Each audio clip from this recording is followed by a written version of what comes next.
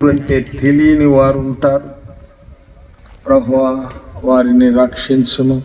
చేతులెత్తి చూపించి రక్షణ తీర్మానం చేసుకున్న వారి చేతులు మీరు పట్టుకొని తప్పక వారి హృదయాలను నాయన మీ వైపు మళ్ళించండి. ప్రభువా, మీ వైపు త్రిప్పండి నాయన.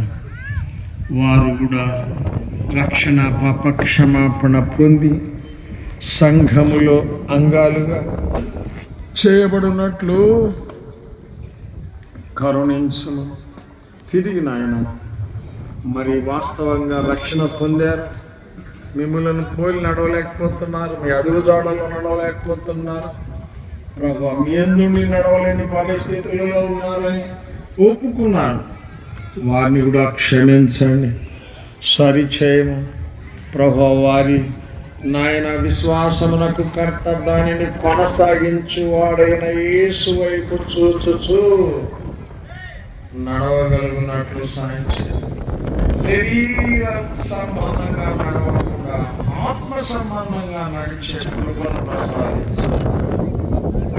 మీరు సంతోషపడే నడక నడవగలిగినట్లు వారిని సిద్ధపరచు.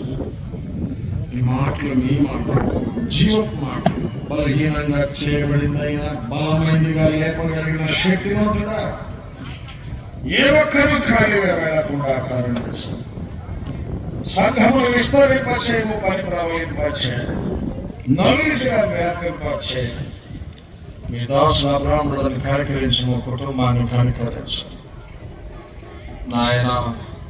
విశ్వాసులందరినీ కనికరించు. సేవకులతో మంది మరి విశ్వాసుల సంఘాల నుంచి రాగలిగినందుకు స్తోత్రములు.